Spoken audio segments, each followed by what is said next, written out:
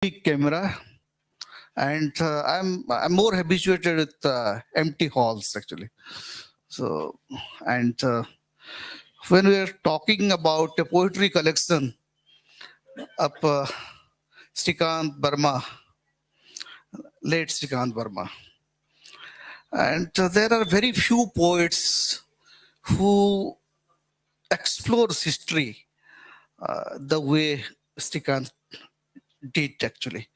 And this collection, Magadh, Rahul Soni has translated the book, and I'm happy that Rahul is here with us to talk about Magadh and Srikant Verma.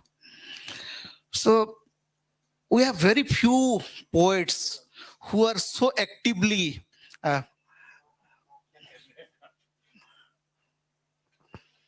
Okay, you know, we have very few people, so we can put down our telephones. Yeah, there are very few poets who are actively political. So Srikant Verma was one of the active politician, but at the same time, a brilliant poet. We had seen many politicians writing poetry. I know there are many political poets, but this man was extraordinarily a good poet. And how and why you picked up his Magadh uh, to translate into English? And when I was reading his Hindi, I found, is it really translatable? Can it be really translatable? Can you really translate the whole, the essence of Magadh? How tough it was and how easy it was. So, please. Thank you, Kedarji. So, yeah, to answer your question, why did I pick this up? I write in English. और हिंदी में थोड़ा बहुत पढ़ता हूँ. I'm not really a scholar of Hindi or terribly well versed in all of Hindi literature, but I do read in Hindi and I'm very comfortable in it. But my medium of expression, my primary writing medium is English, and it has been since I can remember. I think the first time I read this, and it was on the recommendation of a friend, a very good Hindi poet who doesn't, I think he's not writing anymore. At that point, I think in that stage of my writing, or I was working on some things that he thought would really resonate with this. And my first impression on reading Magadh, I hadn't read any Srikant Verma at that point either. My first impression on reading it was just how haunted it was by this very, very deep sense of despair and loss. And that actually was something I was trying to bring into my own writing. So I thought I could learn something if I tried to do this in English. So translation wasn't even in my imagination at that point. It was my approach was not to translate this so that other people can read it.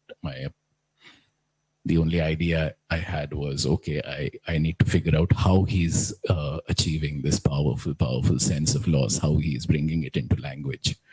And that is why I started translating it. And how easy or difficult was it? I mean, there is a surface ease, I think, to it. It's a very minimal language. It's not like you need to reach for many different kinds of effects or words. But there is something so pure and powerful about it, something so distilled. That is what took the longest time. I remember working on this on and off for almost 5 years before I could get to somewhere satisfactory. with them, where I thought, okay, my English is carrying all the notes that the original text, or almost all the notes that the original text is. But it's a very very difficult poetry, I would say. When you read it, it sounds very easy. The sentence formations, the rhythm sounds very easy, very simple, but it's so nuanced, and there are many shades between the lines. So he's talking about history, and Magadh is not simply a place. Memories, uh, war, loss. So there are so many sets of life.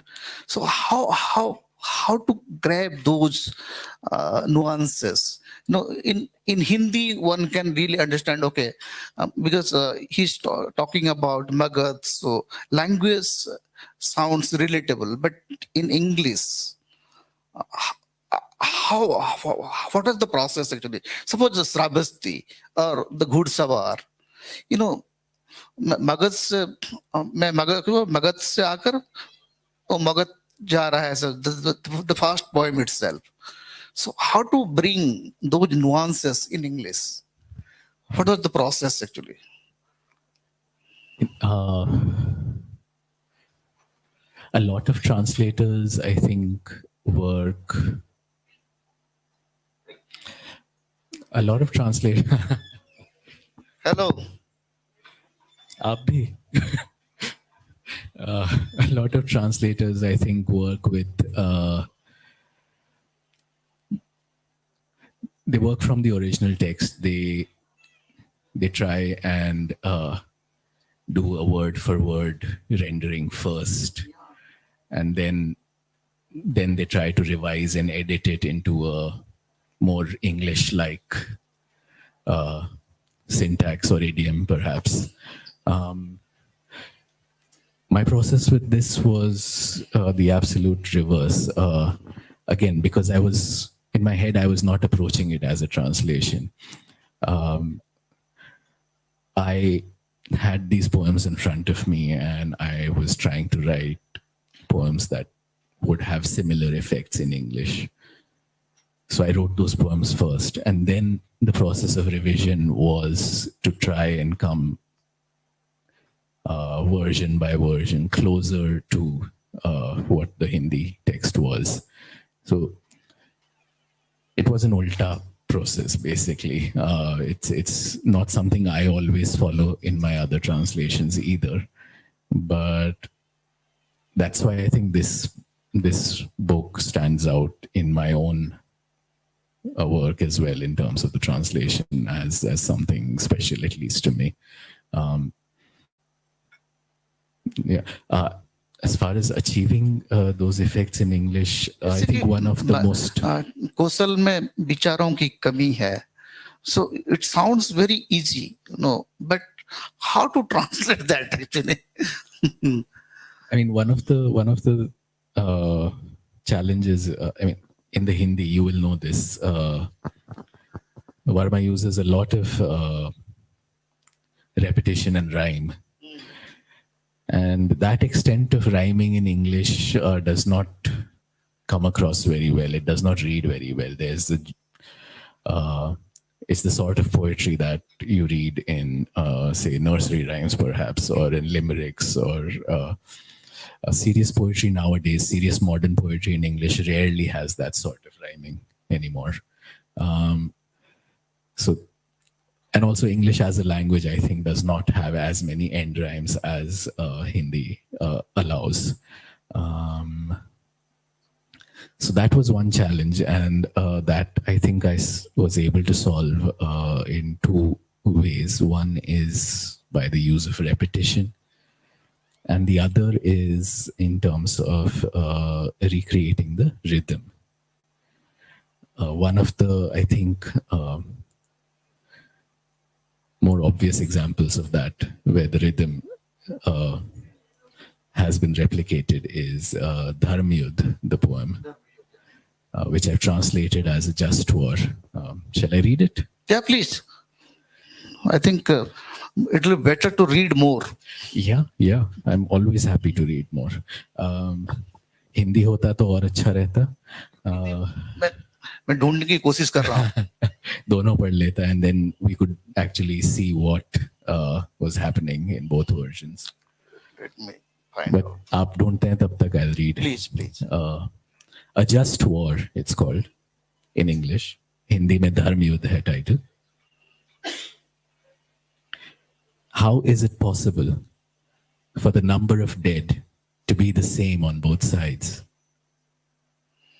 How is it possible for the flag to fall on both sides? For the widows on one side to outnumber the unwidowed on the other?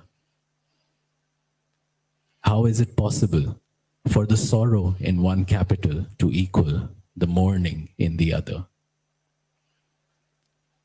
That there be repentance on both sides, that there be dharma on both sides, that there be shame on both sides, that both sides lay down their arms, that both be victorious.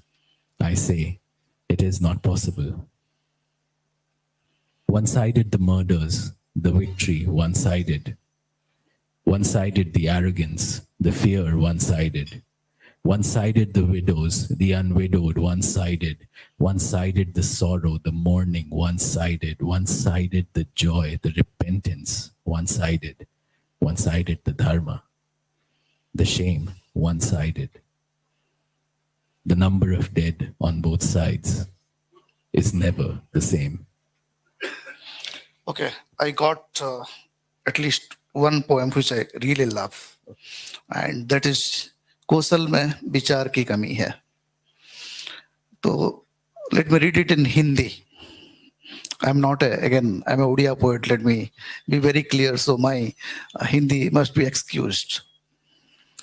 महाराज बधाई हो, महाराज की जय हो. युद्ध नहीं हुआ, लौट गए शत्रु. वैसे हमारी तैयारी पूरी थी. 4 अक्षौहिणी थी सेनाएं, 10 सहस्राश्व, लगभग उतने ही हाथी. कोई कसर न थी. युद्ध होता भी तो नतीजा यही होता. न उनके पास अस्त्र थे, न अश्व, न हाथी. युद्ध हो भी कैसे सकता था. निहत्थे थे वे. उनमें से हर एक अकेला था, और हर एक यह कहता था प्रत्येक अकेला होता है. जो भी हो, जय यह आपकी है, बधाई हो. राजसूय पूरा हुआ, आप चक्रवर्ती हुए. ये सिर्फ कुछ प्रश्न छोड़ गए हैं, जैसे कि यह कौशल अधिक दिन नहीं टिक सकता. कौशल में विचार की कमी है. So the whole poetic composition of this poetry, Akshayuni Senai, then Rajsuya, the very Indian terms and Indian understanding of mythological characters. How to bring how do you translate Akshayuni? How do you translate Rajaswiya? Or how do you, when he's talking about the, O Jit Gaya, everything is fine, the victory is full, but still the country is not going to sustain because there is no ideology, there is no ideal base of the country. So how you approach that actually? उसको पहले पढ़ लेते हैं अंग्रेजी में, then हाँ थोड़ा मैं जवाब भी देता हूँ शायद, ये कोशिश करता हूँ. So words like Akshauhini, Rajasuya, they're very specific terms that mean very, very specific things. There is necessarily no equivalent in any other language. So those two are words that I did not translate. Okay, you put it as it is. I put it as it is. The other poems, a lot of them take on the voices of many characters who are always kind of on the periphery of power, or they're travelers going from one place to another. And so those voices are also sort of different. They take on different tones, I guess. I wouldn't say the voices actually are different because there is a very powerful, singular, unique kind of voice that runs through the entire collection also. So, yeah, I mean, well, judge for yourselves, I guess. I will read the English translation. Maharaj, congratulations. Maharaj, victory is yours. There was no war. The enemy turned back. Our preparations, though, were thorough. A 4 Rakshahini army, 10,000 horses, as many elephants, no half measures. Even if there had been a war, the outcome would have been the same. They had no weapons, no horses, no elephants. How could they have fought? They were unarmed. Each one of them was alone, and each one was saying, everyone is alone. All the same, this is your victory. Congratulations. The Rajsuya is complete. You have become emperor. Only they've left behind some misgivings. For instance, Kosal can't last much longer. There's a lack of thought in Kosal. Okay, there is a lack of thought in Kosar. So, the countries, they don't survive with power only, they survive with a thought, with an ideology.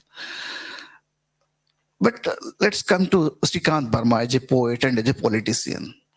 What I was asking in the beginning, that how different he is in the Hindi poetry when he was writing, and this kind of poetry was coming up after Samser and others.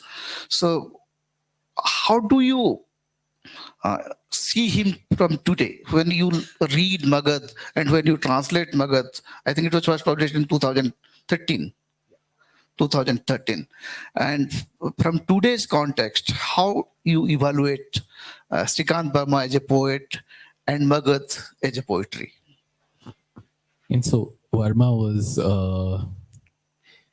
one of the leading lights of the Nai Kavita movement in Hindi, which came about as a reaction to the Chayavad tradition of writing, which was a very ornate, elevated style of writing. The parallel in prose was the Nai Kahani. With Nai Kavita, a more modern idiom, a more pared down, more colloquial idiom entered Hindi writing. And Srikant Varma's earlier poems are examples of that. But Magadh, I don't think has any parallel in even Srikant Varma's own writing.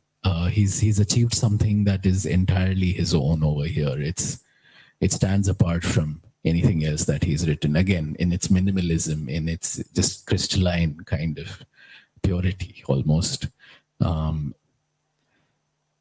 I don't know any other collection that comes anywhere close to this, whether it's his own, whether it's any of his contemporaries or anyone after. He's mostly known as the author of the Magadh, actually. Yes. And although there are other poems that deal with history in his oeuvre, they are of a distinctly different style. There are some similarities, I think. I mean, you can find echoes of, say, a Cavafi or a Calvino or a Borges there, but I don't know if Verma was familiar with their work or was responding in any way to that. That would be speculation on my part. But those are some of the touchstones I felt when I was reading this. Verma himself was, of course, a somewhat problematic figure. He was a politician, as you just said. He was a politician. He was a major politician. He was very high up in the Congress. He was spokesperson of the Congress when the emergency was in force. And I think the initial reaction to Magadh when it came out was one of slight bafflement. This is a person who was this close to power, and he is now writing about the futility of power and its inability to achieve anything lasting, anything important. So, was it a cynical ploy? Was it an attempt at atonement of some sort? What was it? I think eventually, people realized that well, the text can stand on its own, and I think we can keep it separate from the personality of Verma and our speculations about his motivations for writing it, and see it for what it is, which is just brilliant poetry that deals with the ways of power and with this cyclical view of history where everything will fall, everything will vanish, will disappear, will be destroyed. It is a very nihilistic, very dark view. But it's also a challenge to the hubris of power, right? You can impose emergencies, whether declared or undeclared, but even those are doomed to eventually, in the larger scheme of things, fail, to not matter. Death is what prevails above all.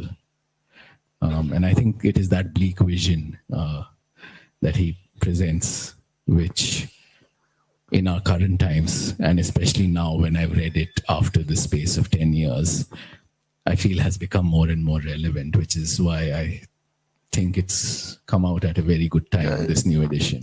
Sometimes, many lines become so prophetic and so profound, and it gets a new meaning actually.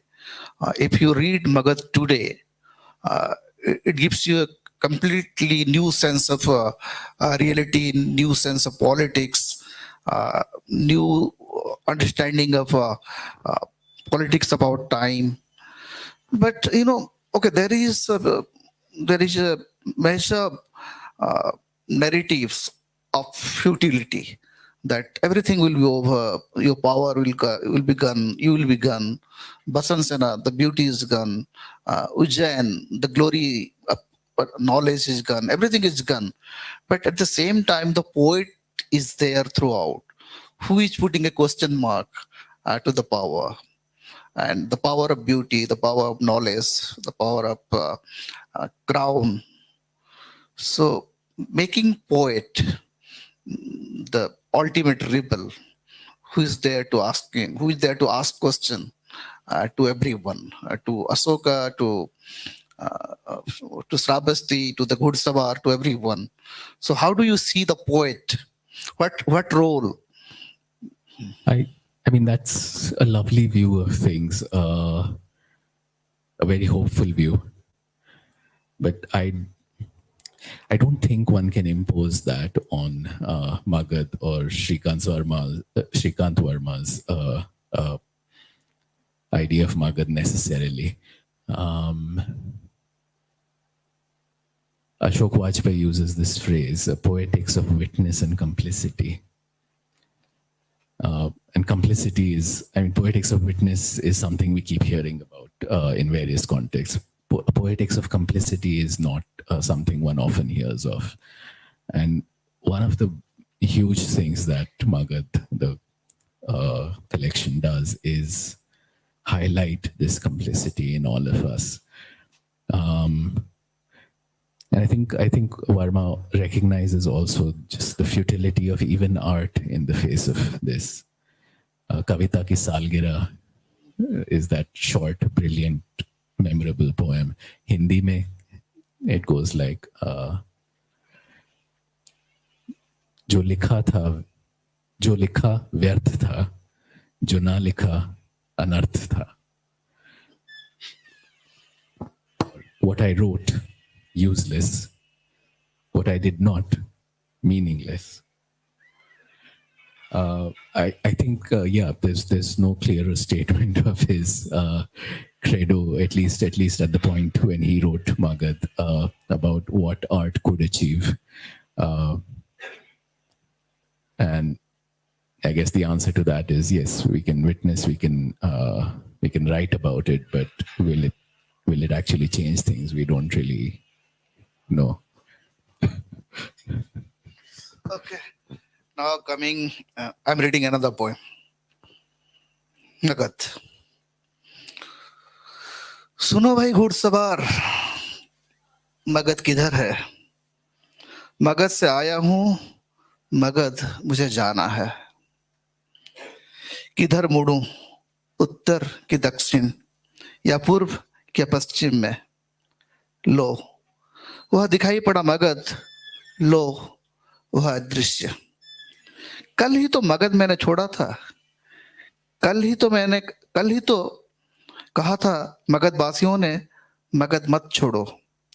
मैंने दिया था वचन, सूर्योदय के पहले लौट आऊंगा. न मगध है न मगध, तुम भी तो मगध को ढूंढ रहे हो बंधुओं. यह वह मगध नहीं तुमने जिसे पढ़ा है किताबों में, यह वह मगध है जिसे तुम मेरी तरह गंवा चुके हो.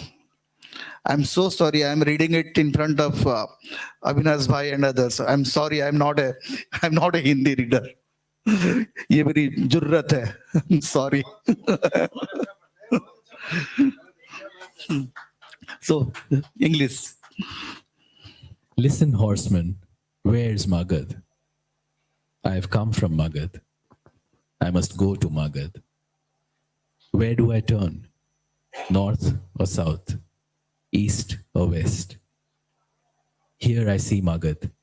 Here it disappears. Just yesterday I left Magadh. Just yesterday, Magadh's people told me not to leave Magadh. I gave my word. I'd be back before sunrise. But there is neither Magadh nor Magadh. You too have been searching, brothers. This is not the Magadh you've read about in books. This is the Magadh that you, like me, have lost. So this one is the book I read, and first I thought, let me search the original book. बहुत साल पहले पढ़ा था तो याद नहीं था. Then I ordered the Hindi and I compared it, and I'm really very happy and I'm satisfied with the translation. though अभी भी मुझे लगता है कि काफी सारी nuances है जो कि छूट जाने वाला है, उसको आप पकड़ ही नहीं सकते, क्योंकि वो हिंदी एक इंडियन एक्सप्रेशन का जो है वो हिंदी में ही आ सकता है, शायद अंग्रेजी में वो कहीं कहीं छूट जाता है. अगर फिर से अगर आपको ये इसको रीट्रांसलेट करना पड़े, would you consider it to retranslate? For the new edition, Or- I actually made edits Few and changes. Yes. Most were in the nature of some slight corrections or some things that I possibly had misread, or just sharpening a word choice or a placement of a comma, perhaps. One of the big changes was the change in Dharmyudh, where I changed the placement of that one-sided, the repeated one-sided, which we just read, so that the rhythm came through stronger. But no, I think by and large, I'm actually pretty happy with where it is now. I don't think I'll be going back to it again. But like you said, there is, of course, some things that cannot make it from one language to another. And that's not necessarily just because Hindi is, it's not because of anything special in Hindi. It's just because that's how languages are. Uh, you can't fully, completely, in every respect, take anything from any language to another language. But I also like really believe that any sufficiently evolved language which has a great literature behind it, it's able to convey almost everything that a human being thinks, feels, wants to express. And as a translator, it's your job to kind of figure out how to do that. Yeah, so I hope I've come close. Yeah. So finally, I think we should read another couple of coastal poems actually, and then we will conclude because there is a call from a festival, so I wish to talk more and more, but actually there is a call from Dhauli where Ashoka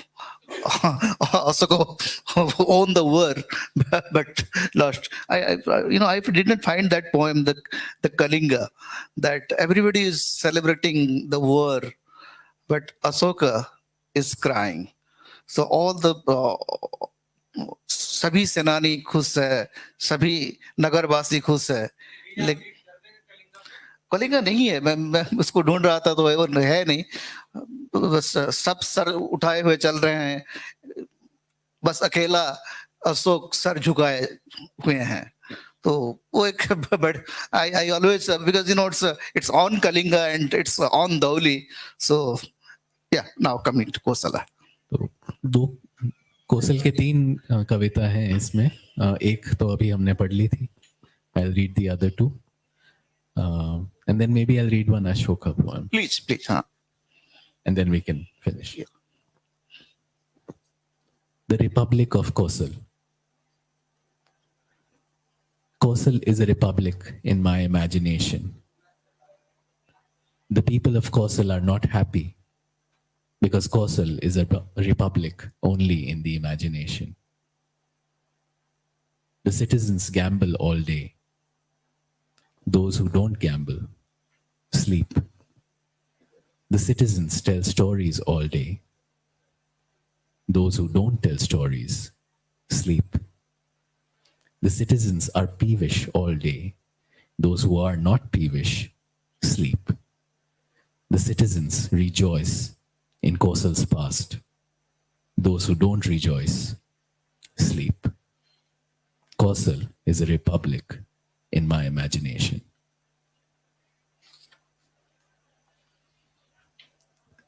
And then the third in the Kosal cycle of poems is called The Style of Kosal. Come outside, Maharaj. Outside, your glory spreads like moonlight. Everyone is happy. No one says, I have something to say. Something has happened. No one says anything. They're all afraid. If ever they speak, they only say, I am happy. Maharaj, haven't you wondered how anyone can be happy and not say a thing? Anyway, Maharaj's glory spreads like moonlight, so where's the need to say anything? But this much I will say. Those who think speak out, and their speaking out becomes the style. The sad thing is that Kosal still doesn't have a style of its own. All the same, come outside. The crowd is saying in one voice, we are happy. Maharaj, as many times as they tell you, tell them, my people, stay happy. Finally, I got Kalinga. Kalinga is not a part of Magadh actually. It's a small poem, but very beautiful poem. Kalinga by Srikant Verma. केवल अशोक लौट रहा है और सब कलिंग का पता पूछ रहे हैं। केवल अशोक सिर झुकाए हुए हैं और सब विजेता की तरह चल रहे हैं। केवल अशोक के कानों में चीख गूंज रही है और सब हंसते हंसते दोहरे हो रहे हैं, केवल अशोक ने शस्त्र रख दिए हैं, केवल अशोक लड़ रहा है. So thank you very much, Rahul, and I'm really very happy to talk to you, and wish to talk more, and sometimes a full evening reading of Magadh somewhere in Dauli. It's a promise. Sounds excellent. Thank you so much for being my interlocutor. It was lovely talking to you. Thank you for having us here. Thank you for coming to listen. Thank you. Thank you very much. Any question? Yeah. Yeah. On reading, there should not be any question actually.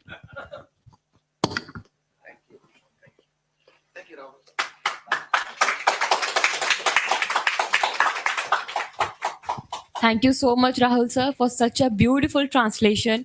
I really hope everyone must get a copy of this and they will love reading this book. I hope so. Please give a big round of applause for Rahul sir and for Kedar sir. Thank you so much, sir, for being here with us. This was a really lovely session, and we hope we could have long it enough. But because of the limitation of time, we are really sorry about it. Let's.